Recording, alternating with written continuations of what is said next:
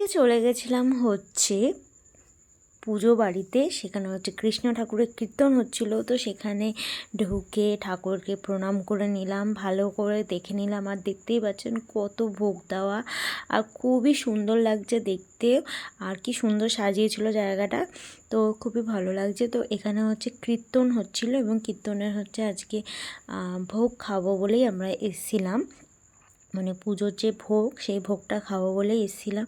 আর ভোগে অনেক অনেক অনেক কিছু ছিল, আর খুবই মানে আলাদাই টেস্টি ছিল, আলাদাই মানে ভালো লাগছিল খেতে।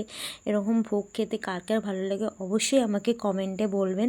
আমার তো খুব ভালো লাগে, আর আমি খুব তৃপ্তির সাথেই খেয়েছিলাম, ভোগ বলে কথা। যাই হোক, তো প্রথমেই পড়ে গেল হচ্ছে খিচুড়ি, আর হচ্ছে আলুর তরকারি, তারপর হচ্ছে লেবু দিয়েছিল, ফল প্রসাদ দেওয়া হয়েছিল, তারপর এসেছিল পটলের একটা দোরমা টাইপের, তারপর কচু বাটা, মানে কচু শাক, কচু বাটা না, কচু শাক আর ভাত। এটাও খেতে খুবই টেস্টি লাগছিলো আর খুবই ভালো লাগছিলো। সাথে ছিল গন্ধরাজ লেবু, তারপর ছিল হচ্ছে শুক্তো, সব কিছু দিয়ে, সবজি দিয়ে। তারপর ছিল হচ্ছে আলুর দম, মানে আলুর একটা তরকারি, তারপরে ছিল হচ্ছে ফুলকপির একটা তরকারি, তারপর ছিল হচ্ছে ধোকা, তারপর ছিল হচ্ছে চাটনি, পায়েস, মিষ্টি।